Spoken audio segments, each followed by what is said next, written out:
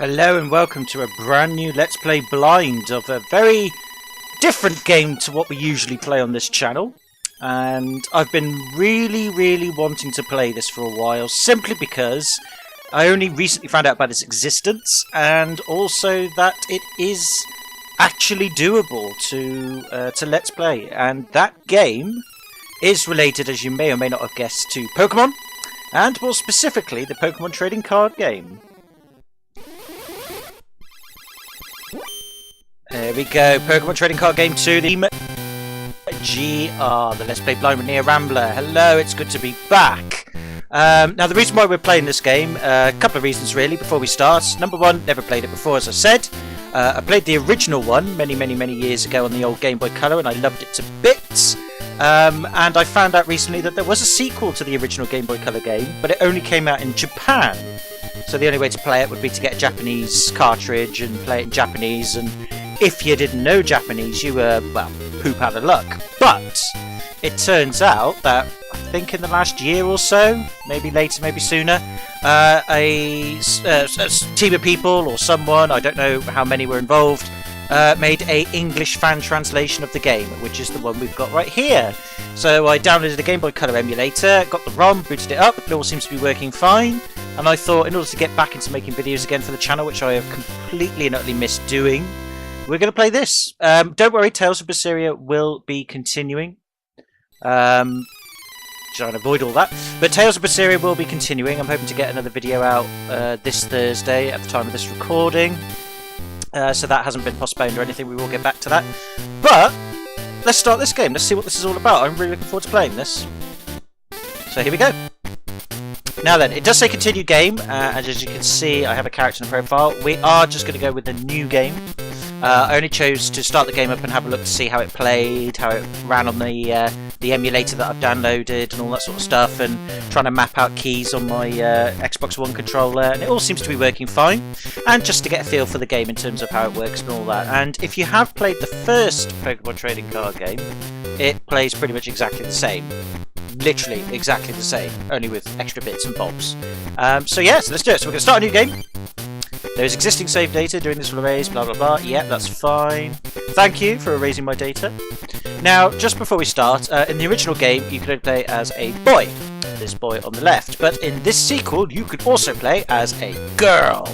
But we're going to play as a boy because, well, I'm a boy, so that's what we'll do. So that was already the first update to this sort of genre of game, or series even, this game series compared to the first one. You can choose your gender, which is kind of cool. You are a boy. Last time I checked I was. What is your name? Now, it's all in Japanese as you can see, but you can change it to English because, of course, I imagine at least the fan translation allowed us to do that. Or it would be that maybe you could do it anyway in the original game. But either way, it's nice that we can put our name in English. So, Neo R is what we're going to go with. So with that being said and done, let's do it. Is this okay? It is okay! Oh, I pressed the wrong... Oh! It defaults on no instead of yes, which is a bit irritating. But then again, I suppose if you're someone like me who makes loads of mistakes, then I suppose it's a good thing, really. But even so, it can be a bit annoying, so I've got to get used to that. So don't rush things, Neo. I know you're eager to play, but we're going to get it right. Is this okay? Yes, it is. Neo R loves collecting Pokemon cards. That was true back in the day. I was there when it first started, and I loved it to bits. It was something I loved doing when I was a kid. Didn't keep all of my cards, sadly. I got rid of them over the years, but I wish I hadn't, because some of them were worth quite a bit of money. But even so, it was fun while I did it. So yes, I do love collecting Pokemon cards. Neo R came to this island seeking the legendary Pokemon cards. I did? I think I did. I don't know. 8 Club Masters guarded the way to the Grand Masters, and the 4 Grand Masters protected the legendary cards. After many card duels, Neo R beat the Grand Masters. So if you're not sure what's going on, don't worry. Essentially, this is just a recap of the first game in terms of the plot, which was basically, as it says there, we were Neo R, or whatever character you happen to be, or whoever you were playing the game. and you basically wanted to get the legendary Pokemon cards, and to do that you had to fight 8 gym leaders or 8 masters, Pokemon Master Card people, and then you fought the 4 Grandmasters that guarded the 4 legendary Pokemon cards, and once you've done all that, you win the game, and you get the legendary cards, and you can make a legendary deck, etc, etc, etc. It's kind of like the original Pokemon games, you know, in terms of 8 gym leaders, Elite Four and all that. It's a similar format, but with Pokemon cards, and it was fun. So we did that. So let's just pretend we have played the first game, and I did that, okay? And we'll carry on. The 4 legendary cards were finally inherited by a new Master Duelist. Then one day, something terrible had happened. No, what could have happened? Oh? Oh dear. Well, that may or may not be terrible. I mean, I guess it looks terrible, I'm not sure. So from what we can see here, this is a map. Oh, and a weird alien creature. A mysterious group suddenly attacked. Yes. If they looked like that, I would be quite scared. They called themselves Team Great Rocket, or Team GR. Wow. I don't know why, though, because there's nothing about that character representation there that would even hint at the fact that they were Team Rocket, except for the GR underneath their chin, I guess, collar, neck. Whatever. Team GR attacked the island's card clubs and stole all of their cards. So yeah, so this map here was in the first game, and each of the places there were pretty much either a Grandmaster Club, a Master Club, or a couple of other bits and bobs. And you visited all of those, got the medals, like gym badges, and that was that. But here we can see now that across the map, Team GR have got some sort of blimp, and they're using a tractor beam to suck up something. No idea what it is. Even Neo R cards were stolen! Oh noes! You must notify Dr. Mason about these Pokemon card thieves. So essentially what's happened is Team Rocket have appeared and sucked up all of the cards everybody owns. In other words, basically by the end of the first game, when you completed it, you could have like a full album of cards. I think there was about 226 cards in the game, in the first one that is. And in order to try and get over that for the second game, so you start all over again, Team Rocket have sucked them all up and stolen them all. So you're back to square one.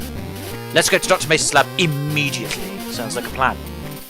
Yes, and as we spin around in circles, confused, not knowing what to do apart from what we were told to, we go to the Mason laboratory.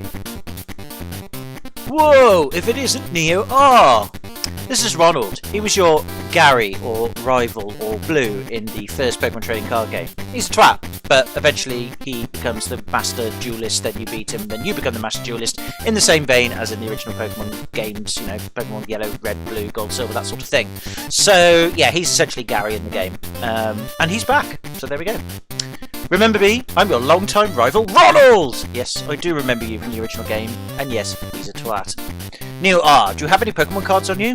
Well, apparently no. Actually, I do in real life, but not anything special. Oh, Team Great Rocket stole them? I'd better check them out to stay one step ahead of you. By the way, I think Dr. Mason wants to speak with you. Well then, see you, Neo R! And then he pushes you out of the way and just storms off, because he's a prick, like I said. But anyway, we'll get to him later. Dr. Mason. Oh, thank heavens you're safe, Neo R. It's awful! A group called Team Great Rocket, or Team GR, or whatever you want to call them. Prats, I guess. Invaded this island's card clubs. Were attacked one by one. Fan translation error there, but I'm not going to give the game shtick for that, because it's nice just to be able to play it in English, so whatevers. Everybody's cards were stolen and many club members were kidnapped. Why would they kidnap the club members? Just steal their cards. That's best. You know, in Team Rocket they used to do that in the original games, didn't they? They used to take Pokemon. I don't know if they ever did kidnap people in the original games, or at least if it was hinted at. Obviously it didn't happen in the actual game itself, but in terms of Team Rocket's criminal activities, I don't know if they actually did kidnap people. They definitely kidnapped Pokemon, because that was their main objective, but not sure. Anyway, Team GR stole the legendary Pokemon cards from the Grandmasters too! You mean from me, because in the first game I got them all. Just saying. Please help us get the cards back from those villains. Will you accept Dr. Mason's request? How about no? I beg you, Neo R, we need your help. Ronald can't do it alone. Please, Neo R, will you accept Dr. Mason's request? No! I beg you, Neo R, blah blah blah. Yeah, you can't say no, basically. So why gives you a choice? I have no idea. Okay, we accept. Thank you, Neo R, you absolute jerk. Since they took your cards, you'll need a replacement deck. That way you can use your deck to battle with others. Here, take this deck. Luckily it wasn't stolen by Team GR, probably because it's shit. But you've received a starter deck. Woohoo! You can have this mini computer as well. Oh, well, that's nice. Thank you. I mean, back in the day, I think this game came out in 2000, 2001, maybe 2002. I'm not sure. Early 2000s, late night. It was early 2000s. That would have been quite cool. Thank you. That mini-computer is a handy tool that helps organise your cards. It can list your card collection, check mail, and even record decks. All recorded decks are sent to our lab's deck record machines too. I'm counting on you to get everyone's cards back, Neo R. I'm not going to get everyone's cards, I'm just getting my own. Screw the rest of the others, they can get their own. I'm not doing everything for them. But there you go, so that's basically the setup to this game. So, we've got to go get everyone's cards back, apparently. So that's what we're going to try and do during the course of this LP. Before we do that, however, we need to, once I get the correct button to push, which is supposed to be the start button in the Game Boy Color controls, which is Game Boy controls, which I've done, we have some stuff here. So we have Stasis, Diary, Deck, Minicom, Coins, Config, Exit. Stasis just tells you how many cards you have and how many cards are in the album altogether. I said at the beginning of this LP that I think there were 226 cards in the original game. That's now gone up to 441. In the original Pokemon Trading Card game, you had the base set, jungle set, fossil set, a few promos, and some exclusive cards to the actual Game Boy game itself, making up the original album in the first game. So I'm assuming those cards will also be in this album, but they've added other sets, probably like the Gym Leaders, Gym Challengers, Team Rocket sets. I can't remember any of the sets after that. Memory of Pokemon cards isn't as good as my Yu-Gi-Oh ones, but there you go. And we've got the event coin, which is the Chansey coin. More on that later. We'll talk more about that. Diary is where you save the game. So do you want to write in your diary? Yes, please. So we have written in the diary. That means we've got our save state, which is very nice. Deck means that we can make up to 4 decks, and you can name them whatever you want. And if you click on a deck, you can view it, so you can see what cards you've got. And also it sort of shows you what cards you've got in the album altogether as well. And later on in the game, the more cards you collect, you can then mix and match a deck and change it and, you know, do whatever you want. So just have a quick look at our deck. We've got 4, these are base set cards, I believe. So we've got 4 Charmanders, 3 Charmeleons, 2 Growlers, 3 Ponytas. That's not too bad. No water, no electric. We've got 2 Diglets, 4 Machops, and 3 Machokes. So quite a, I wouldn't say it's not very diverse, but they're not too bad in terms of Pokemon cards. I wouldn't necessarily pick those monsters myself, but they'll do. And then we've got Rattata, Raticate, Spearow, and Meowth. Okay. So there you go. These at the top here are your energies, by the way. I'll talk more about them later. I was just going to give you an information overload. I usually do anyway. And then these are our trainer cards. And again, more of this will be explained soon as we progress. So we've got Energy Retrieval, Potion, Gust of Wind Switch, Bill. Okay, nothing great, but it could be better. It could be worse. And then we've got 14 Fire Energy cards and 12 Fighting Energy cards. Okay, so quite an odd starter deck actually, but yeah, it'll do. So fair enough. So let's get out of here then. And that's just the deck screen. Again, more about that later. The Minicom allows you to do various things in the game. We have an email account that we can view emails, which is kind of important later on. It gives you hints, tips towards things, and sometimes you get free stuff out of it. Got your card catalogue, of course, so you can see all the cards you've collected, a bit like the deck selection thing. The deck record machine link we'll talk more about later. Actually, no we won't, because it's not what I was thinking. This is something different.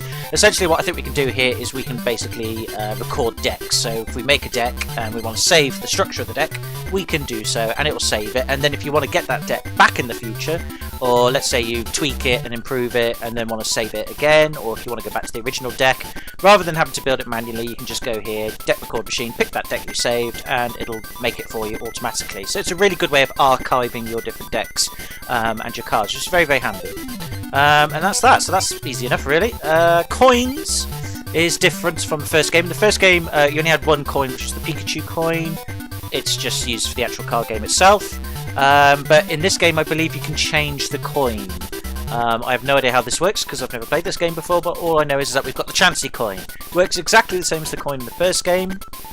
If you don't know anything about Pokemon trading card games, we'll talk more about that later. You need a coin to resolve certain situations. And then config is just, you know, bits and bobs to do with settings. So I'll put the text speed to 4.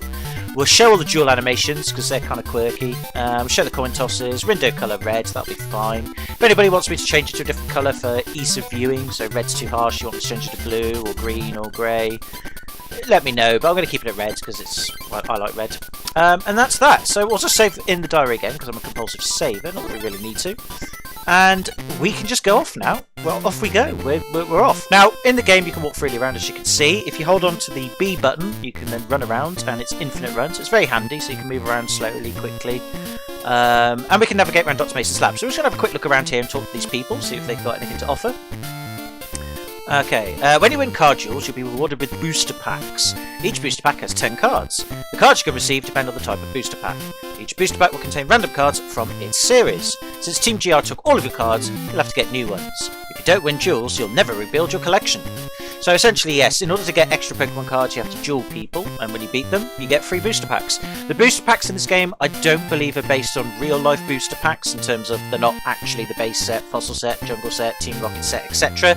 They're like their own pre-set booster packs that they've made specifically for the game, but the cards within the booster pack come from the original Pokemon card collection back in the day. There will be some Game Boy exclusive ones, I think, just like in the first game, but we'll talk more about that later. But that's essentially how you get more cards, so always handy. I believe there are 8 different card clubs on this island. Fighting, Water, Lightning, Grass, Psychic, Fire, Rock and Science. So these are your types of clubs. They're all related to the energy card types, except for Science. Science is kind of a mixture of Grass and Psychic, and Rock is just another version of Fighting. I'll talk more about that at a much later date. However, they seem to be closed due to Team GR's attacks. Oh, well that's a bummer, because I really liked them in the first game, they were good fun. You never know though, we may always get a chance to fight them again. If you'd like to save your game, first press the... Oh, no, I skipped through that. Oh, dear, oh god, oh dear, I'll try that again. If you want to save your game, first press the start button, then choose diary from the menu and select yes, and you'll be able to return to the game at the last place you saved. You should save your game often. Thank you, Tech. I've already explained that, but it's good to know it again. The room to the right holds the lab's computers and deck machines. These include our deck record and automatic deck machines. The auto deck machines are for players who have some experience. If you're looking for training, try the room on the left. Dr. Mason created it for players new to the Pokemon trading card game. You ought to try it out at least once though. We will be doing that. I'm not sure about in this video, but we definitely will at some point in the near future of this LP. So, as the tech person said, if you go to the left here, you've got 2 machines and a load of tech people. These machines are kind of basically what I was talking about in terms of deck building. One, I think, can automatically build your decks of a random nature or pre-select nature if you want a challenge. If you've got the cards, of course. If you don't have the cards, you can't build the decks, of course. And then I think the other one allows you to build decks that you come across during the game that opponents have, similar to the first game. We'll get to more about that later, unless the tech people here explain it in more detail. This automatic deck machine works wonders. When you have all the cards needed to make a deck, this machine will automatically create the deck for you, which we can do from our mini computer, and I explained that earlier. The more opponents you defeat, the more decks the machine can build. Come revisit it after dueling some new opponents. So, as I said before, we can do that. And we'll talk more about that later, again. I've already said enough about it, but we'll get to that. Hey, Neo R, this device is our deck record machine. It saves records from any decks that you've made yourself. Once recorded, a deck can be rebuilt at any time you like, even if some cards are being used by another deck you currently have. It's also linked to your minicomp, so you can use it whenever you like. Now, in the first game, this room had separate machines that related to the different clubs, and you'd have to collect the medals from each club, the equivalent of the gym badges, by defeating the masters of the clubs. And then once you put the medals in the computers, it gave you access to all of the people's decks within the club, including the masters' decks themselves. And they were all scattered, whereas in this game they've condensed it into one computer, which I guess is to save memory and space on the cartridge. I don't know, but either way, that's what that's for. Hey Nia, did you know Dr. Mason invented the automatic deck building machine?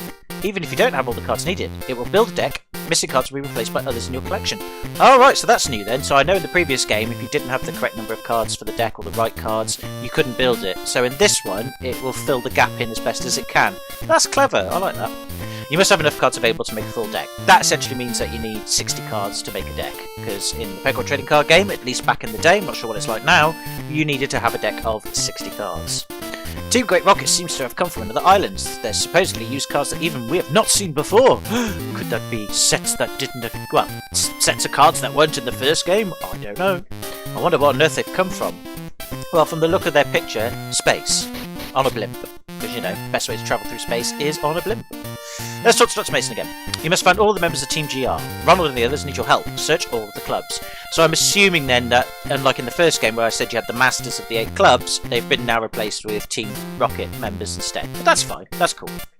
Right, we need to speak to this chap here actually, because it's quite important. Long time no see, New R. It's me, Tech Sam. He was in the first game as well.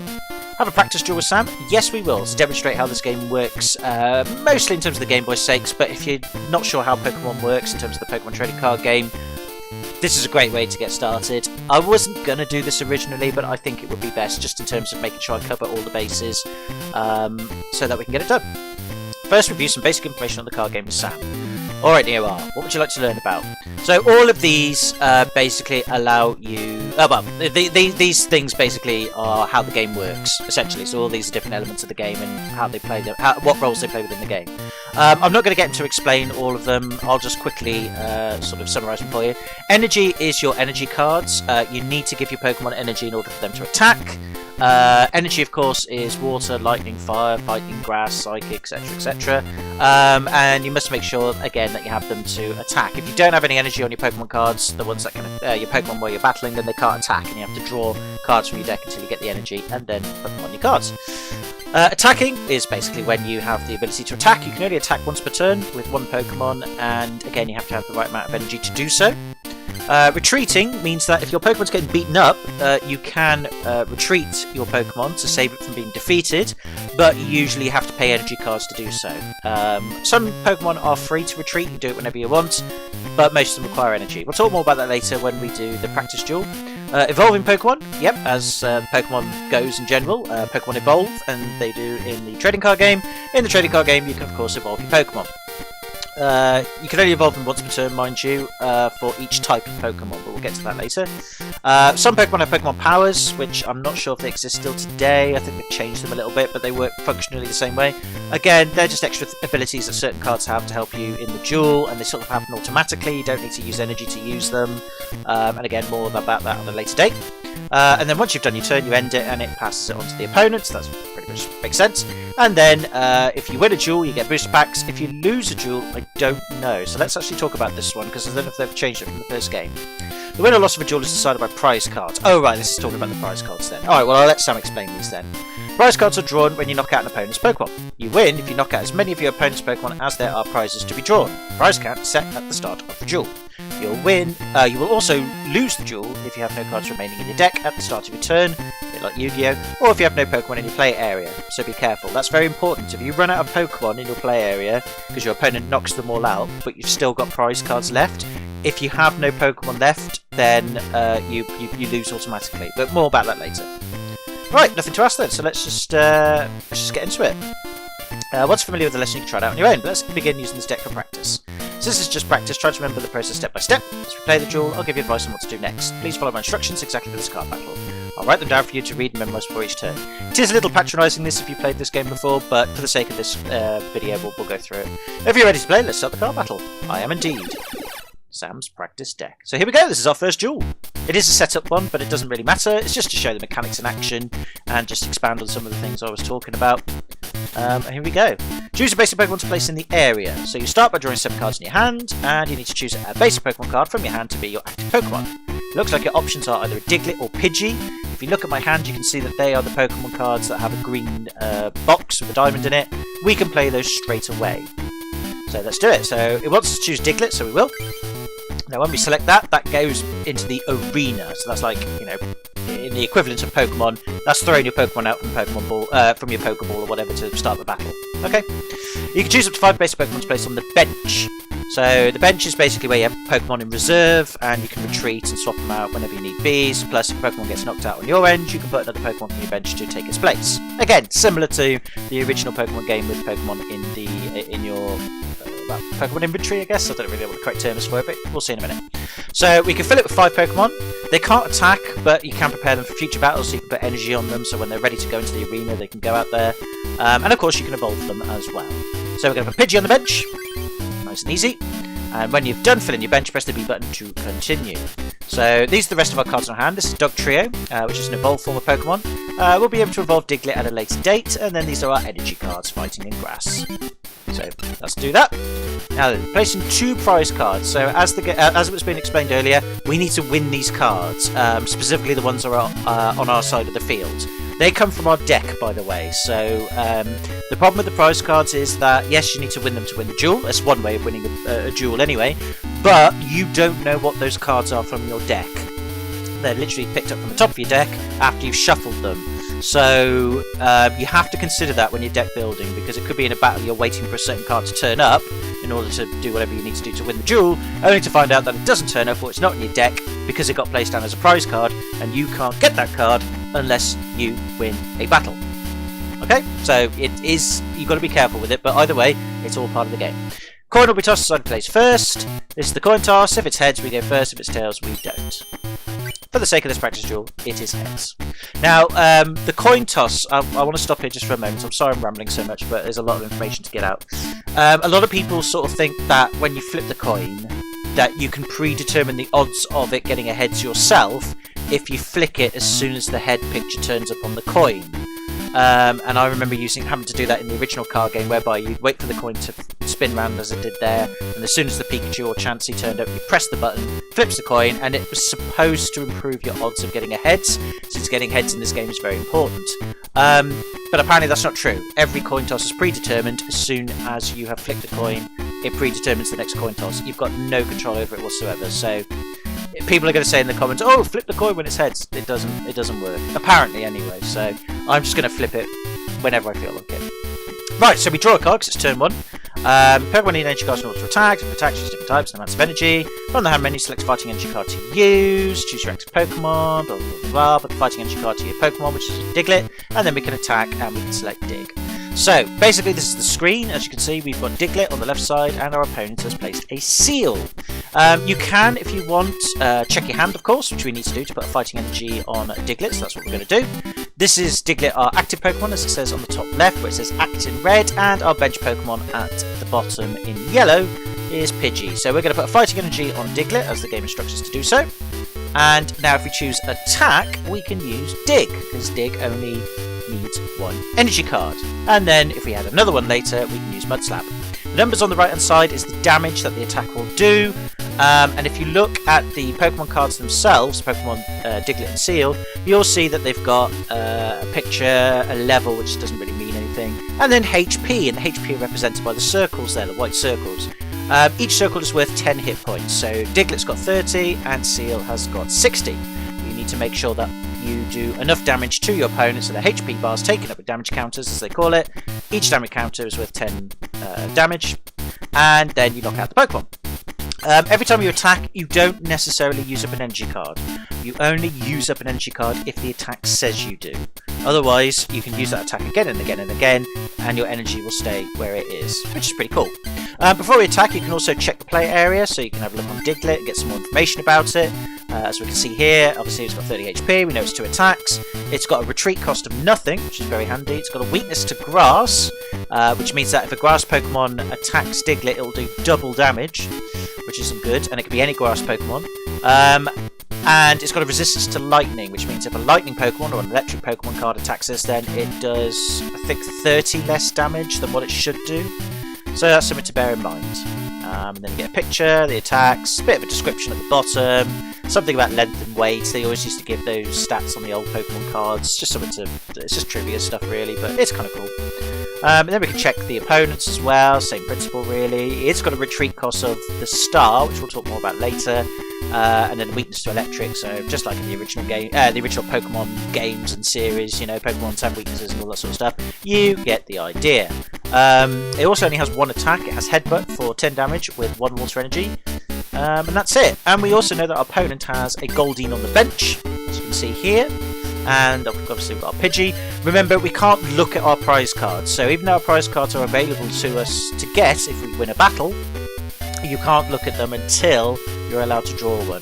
So there you go. So that's that. You can also look at your discard pile. I think that's about it really. And then you can retreat, Pokemon Power. We'll talk more about that later. So let's attack. There we go. So we did Dig, 10 damage, and that's the end of our turn. Once you've attacked, it's generally the end of your turn. So he's going to attach a water energy to Seal, and he's now going to attack back with Headbutt. Okay, so we've each taken 10 damage each. Now we're in a bit of trouble because Diglett's only got 30 health, so 2 more headbutts and we're screwed. We've drawn a Nidorino, which kind of isn't really useful at the moment. Right, Diglett's other attack requires 2 energy cards to use. Attach a second fighting energy to Diglett, but choose to attack with Diglett's Mud Slap move. Now you try doing this. Fair enough, that's exactly what I would do anyway, so attach another fighting energy to Diglett. You can only attach 1 energy card per turn, unless a Pokemon Power says otherwise, or use a trainer card, which we'll come on to later, that allows you to do extra. Other than that, you can only attach 1 energy card per turn, not per Pokemon, per turn. So you can't just fill them all up with energy. So we're going to use Mud Slap this time. Boom. There we go, and he's now taken 30 damage, so that's given us a bit of an edge. That's Sam's turn, so what's he going to do then? Let's have a look. He's used Potion. Oh, bugger. Now that's a trainer card, by the way, and you can play as many of those as you like during a turn. And in this case, Potion has the effect of removing up to 2 damage counters from one of your Pokemon. So he's now healed himself 20 health, and 2 damage counters have gone down. And as you can see where his HP is, up there, he's now got 4 extra white circles, which means he's got an extra 40 health, which is bad, or 40 health left to kill him. He's also touched the Water Energy's Goldeen, and now he's going to use Headbutt, and now we're in some trouble. Oh no, not good. So I've drawn 1 card from the deck, we've drawn a Grass Energy. Now, if we leave Diglett as it is, it'll be knocked out on the next turn. We don't want that to happen, because if it does, he gets to pick a prize card, and he's 1 step closer to winning. But we can play the Trio card in your hand onto Diglett to evolve it. When it evolves, its HP goes up from 30 to 70, because that's what Trio has as a Pokemon card.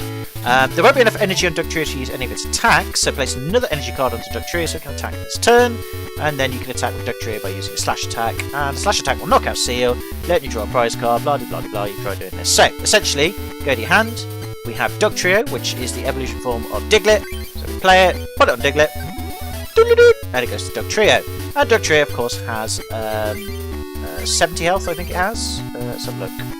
Doesn't it? Oh yeah, HP at the top. It doesn't have it as a number, sadly. But as you can see, we've got more health. We still keep the damage, sadly, from the previous bouts we've had. But, you know, we've got more HP, so that means Trio can last a bit longer. It's got 2 new attacks, Slash for 40 damage, but we need another energy for that, and Earthquake for 70, but we need 4 fighting energy for that, so It also has extra retreat cost, still weakness to grass, and resistance to lightning as well. And that's that. So, what we need to do then is exactly what the technician told us to do. We're going to attach another fighting energy to Trio, and that allows us to use Slash. So that's what we're going to do. Poof. And now Seal has been knocked out. That's a very good thing. And we can now draw a prize card. So here we go, we've got 1 prize card, we've got a Grass Energy, that goes straight to our hand, and we can use that straight away on our next turn, if we so want to. So Sam's now got Goldeen, he's now evolved it into Seeking, that's not good, he's now attached Water Energy to Seeking, okay, and it's using Waterfall, oh dear, that's going to be bad. That's now done 30 damage.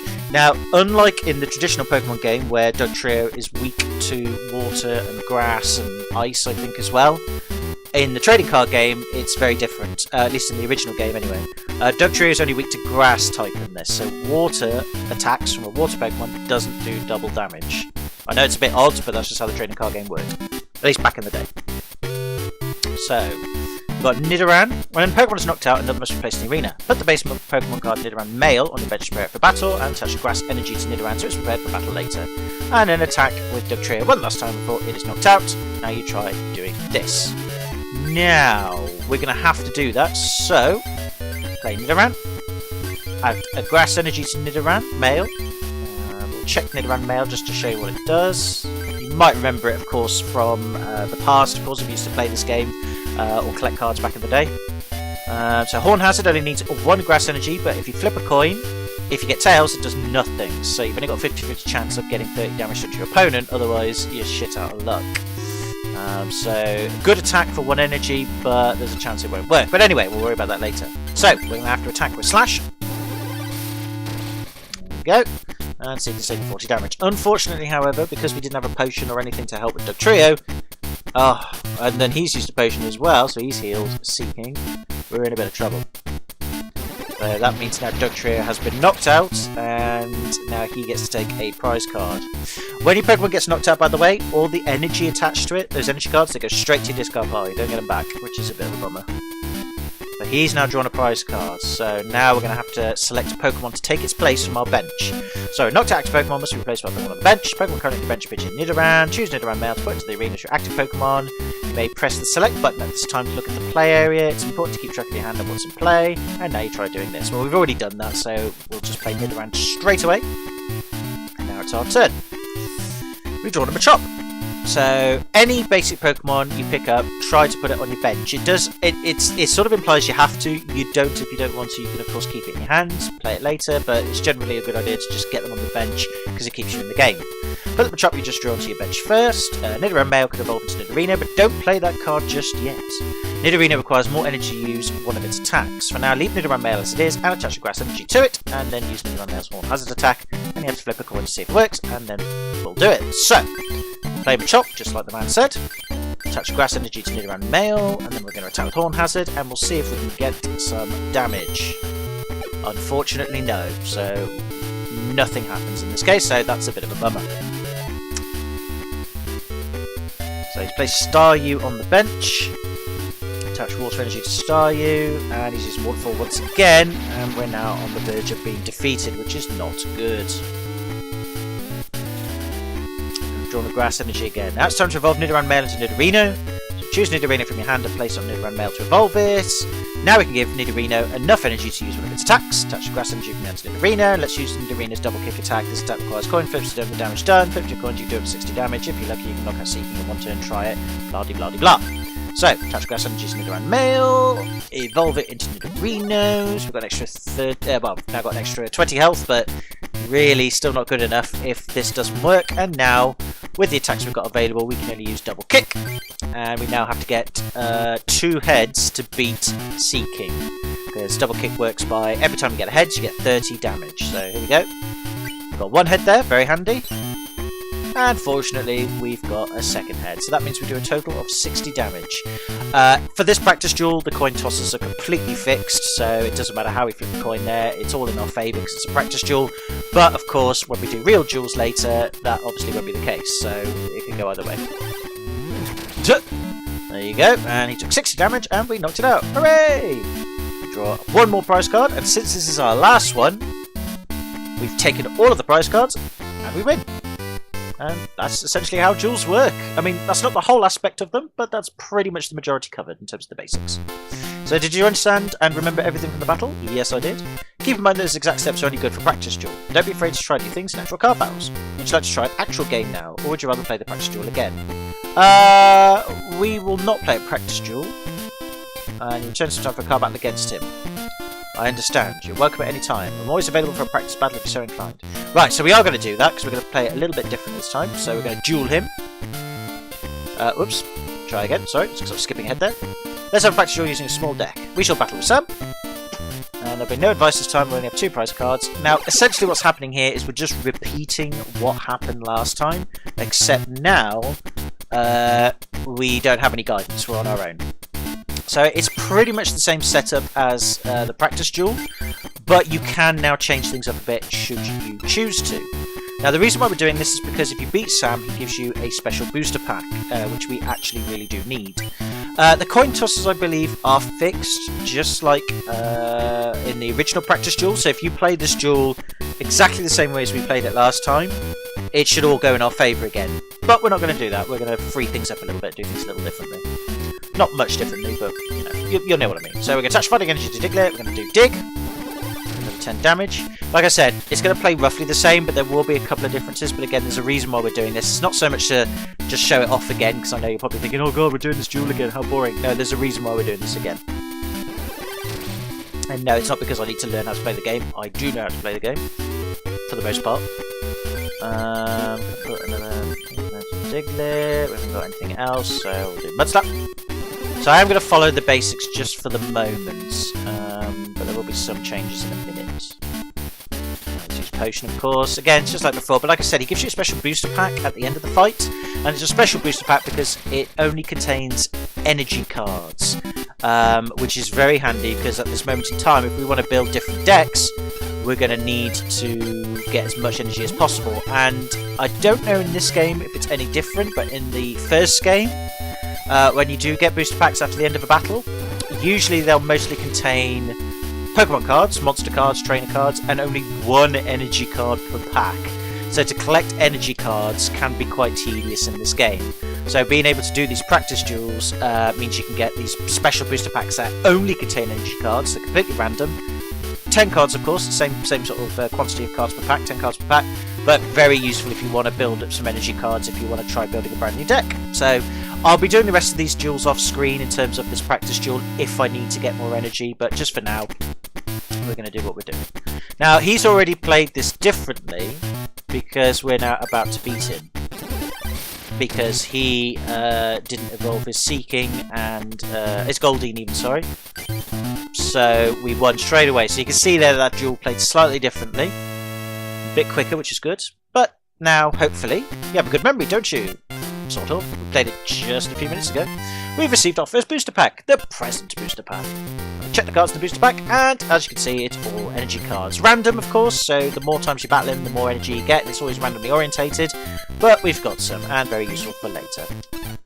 Cool. Please use your skills to win future duels. And that's pretty much all of it explained now in terms of the game. So we're going to get the diary out, and we're going to write in the diary, which is lovely. Okay, now, if we go into the right room, there's somebody here which we can talk to. This training room was recently built for Dr. Base's pupils. Please feel free to practice duels here whenever you like. There are several steps in our training program for you to try. There are 4 steps, and to activate them, you speak to this guy up here. His name is Aaron. Woohoo! Yeah, so you've come, you are. How would you like our new training room? Forgive the accent or what it is, just fancy doing it.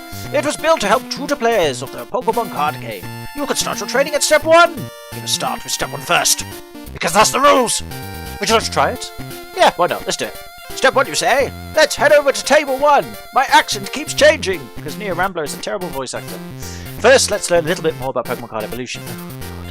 To begin, basic Pokemon may evolve into Stage 1 forms. In turn, those Stage 1 forms may evolve into Stage 2 forms. Since we're only training, put your normal deck away. We use the lab's practice decks for this duel. Let's start a duel using 4 prize cards. So this is Researcher Aaron, and we're using the Step 1 deck. You're not going to shuffle. Okay, right. Now, I'm not sure if this is a guided duel or whether we can just do it our way. I'm not 100% sure. I think we can just do it our way, so that's a good thing. Let's see. I'm going to put Dratini out first. And then I'm going to put Goldeen out. And the reason for that is because I want to build Goldeen up and then evolve it to Seeking without her getting damaged. We've got 4 prize cards this time instead of 2, so this duel will go on a little bit longer than last time. And of course we have to flip a coin, see if we go first, and we do. Hooray! Not sure if this coin toss is fixed for this duel, it probably is, but either way, it is what it is. So no, there's no instructions, we're on our way, battling for ourselves. Now straight away, we've already got a problem. This man here has a Hitmonchan, which is one of the best basic Pokemon cards to have in the original game, or as in the early iteration of the game. As you can see, it's got 70 hit points for a basic Pokemon, and with 1 fighting energy card, it knows to move Jab, which does 20 damage, and that is absolutely, you know, incredibly hard to deal with when you're starting out. And then if you get an extra 3 energy attached to it, 2 fighting and a colourless energy, you can use Special Punch. Very, very handy to start with and just start attacking straight away. It's a really tough Pokemon to deal with, so that is a bummer that he's got that. We're going to have to deal with it as best we can. So what we'll do then is we'll look at the hand. I'm going to put a Water Energy onto Goldeen because I'm not going to bother with Dratini because I think Dratini is going to go down pretty quickly if Aaron puts a Fighting Energy on Hitmonchan, which he does because he's a git and he uses Jab. Ow! 20 damage, not good. Got Charmeleon. Okay, not great, but what we'll do is we'll attach another Water Energy to Goldeen, evolve it to Seeking, and we can't retreat because I think we need 1 energy card for Dratini, which is a bummer. We quickly check Dratini there. Yeah, it only knows Pound anyway for 10 damage. Dratini is a colourless type. Now, colourless in the original game, and I'm sure it still is in the real game, in terms of the trading card game, doesn't have... I don't think it has any specific weaknesses. I think the weaknesses vary depending on what the Pokemon is. So if we have a quick check of Dratini, this one doesn't have a weakness, or Dratini doesn't have a weakness, which is very handy, and it resists Psychic type, which is very handy. But it doesn't have any advantages to any of the Pokemon in the card game, at least in this early iteration. Colourless Pokemon are not like stronger or weaker; they're just in the middle. What is good about colourless Pokemon is that although they use colourless energy, you don't have to put colourless energy on them to attack. You can just put basic energy on them and it counts. So you can be very flexible with colourless Pokemon. They're very handy. Always put some in your deck, whatever deck you have, because it can be a real lifesaver. Unfortunately, Dratini has been knocked out, which is a bummer, and he's won a prize card. Sorry, Dratini, I didn't mean to use you as a as a shield, really, or as a what the correct term is for it. Sacrifice, I suppose. But that's all part of it. Right, now, unfortunately, we haven't got anything else, so we're going to have to go straight to Waterfall. If Seeking gets knocked out and we don't have any other Pokemon on our bench, we're kind of screwed. And if he puts a Fighting Energy onto Hitmonchan, we are screwed. We are now screwed. There is no way we can get out of this now. Ouch. If we don't draw a basic Pokemon next turn, we're boned. We're boned. Okay, so we're not going to win this duel, sadly, which is a bit of a bummer, but never mind, it is what it is. Nothing we can do about that. So this is our first loss as well. This is a practice duel, so... so sad. And he used Special Punch. And we're dead. Boo! So we're now lost. And the reason why we've lost is, although again he's only got 2 prize cards and 2 left to get, we have no basic Pokemon in our bench, so we automatically lose. Boo! Hoo-hoo! You don't seem ready for this training level yet. Perhaps you should go do some practice duels with Sam first. See you, come train again sometime. Ha ha ha! Yeah. Fucking dick. Now, when I started this game up to get used to how it works and testing for recording purposes, I beat him, and I had different cards played there, so I lost out. Unfortunately, the problem with the Pokemon trading card game, at least in this iteration of it, is that a lot of it, well, not a lot of it, but a good chunk of it relies on luck of the draw, which kind of, I guess, works with most trading card games like Yu-Gi-Oh!, Magic the Gathering and all that. But yeah, in this game, you can really screw you over. I remember drawing a Rattata and another basic Pokemon when I versed against him, and I was able to get past his Hitmonchan and wipe him out. So the fact that we didn't do that was a bit of a bummer. I'm not going to repeat the duel now, though. I'll do it off screen, or maybe I'll show it on you on screen in the future, because all he gives you is another booster pack with energy cards, and I haven't done the training ones before, at least in this game, so we will do them again, but I think we'll do that at a later date. So, that's pretty much covered the basics of this game. Oh, wait, says Dr. Mason. Be careful, Team GR is strong. I'm sure you know the rules of the Pokemon trading card game yet? You can learn the basics from Sam at the table on your left. For more advanced information, visit Aaron in our training room. Yeah, I've done that. Can I go now, please? Thank you. And here is the map, and it's pretty much similar to the first game, in that in the first game you've got the Fighting Club, Lightning Club, Rock Club, Ishiara's house, which we'll get onto later. You've got the Challenge Hall, which we'll talk about later, Psychic Club, Fire Club, Science Club, Grass Club, and the Water Club. The extra features I see on this map, though, and for this game, is there's an airport, which wasn't in the first game. I think that's it, actually. Yeah, that's it. So, we can visit any of these places that we want, or at least we can go visit the clubs, as far as I'm concerned. Oh yeah, and the Pokemon Dome was where the 4 original Grandmasters were that guarded the legendary cards. So we'll go there first, actually, see what's going on here. I like the music to this game, so the music's great. Right, oh, it's the alien dude. A little bit of ghosting going on there, as you can see, with the guy there. You can see an extra person suddenly appears, a bit of a graphical glitch, but yeah, it's an emulator, there's going to be some quirks in it. Hello, sir! GR number 5. That's right, Team Great Rocket has taken over the Pokemon Dome. Grandmasters have been caught and taken to GR Island. Once we're done with our takeover, we'll have every last card there is. Pokemon trading cards are simply wasted on the likes of you fools. We'll pick up all the best cards for our decks and lock the rest away. Team GR will have all the cards in the world soon enough! So, yeah, that's a bit of a bummer. Uh-oh. Those doors are off limits. Only the Grandmasters can open them. And they're not here, are they? That's right. So, yeah, in the first game, as I said, once you'd beaten the 8 clubs, 8 club masters, then you go to the Pokemon Dome to fight the Grandmasters, which are 4, and they guarded the legendary Pokemon cards, which were Game Boy specific versions of Moltres, Zapdos, Articuno, and Dragonite. And once you beat all 4 of them, you get the legendary cards, you can put them in your deck. And they were very powerful, very tough duelists back in the day. Absolute bastards. But we can't do anything here anymore, so that's a shame. There's also a plaque here as well. To those in search of the legendary Pokemon cards, you must first defeat the 4 Grandmasters in successive card duels. Courtney, Steve, Jack and Rod, each is a skilled card player. Anyone who emerges as victor will inherit the Pokemon cards of legend.